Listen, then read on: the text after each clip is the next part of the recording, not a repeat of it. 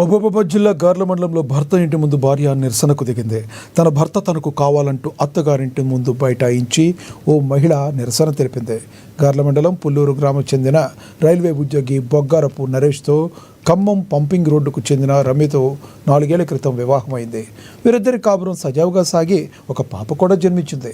కానీ ఈ మధ్యలో తన భర్త అత్తమామల మాట విని తనను తరచుగా వేధింపులకు గురి చేస్తున్నాడని ఆమె ఆరోపించింది. తనను వదిలించుకుని తన భర్తకు వేరే వివాహం చేయాలని ఎన్నోసార్లు ఇబ్బందులు గురి చేసిన భర్తతో జీవనం సాగిస్తున్నట్లుగా తెలిపింది.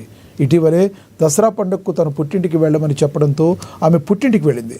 ఆ రోజు నుంచి ఈ రోజు వరకు ఆమెను రమ్మని చెప్పకపోవడం, ఫోన్లో "నువ్వు మాకు అక్కర్లేదు, మా ఇంటికి రావద్దు" అనడంతో ఆ మహిళ పోలీసులను ఆశ్రయించింది.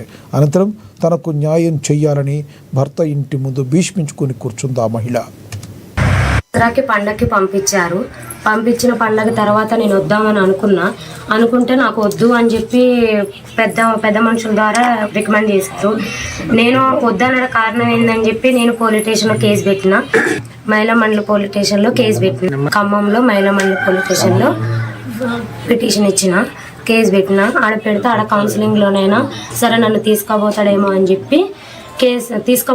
అని చెప్పి కూడా అనుకున్నా. సరే అట్లా కూడా తీసుకుపోలేదు. 2 కౌన్సిలింగ్కి వచ్చి 3వ కౌన్సిలింగ్ కూడా నేను రాను, మీరు ఏం చేసుకుంటారో చేసుకోండి అని చెప్పి వాళ్ళతో కూడా డిమాండ్ మాట్లాడాను.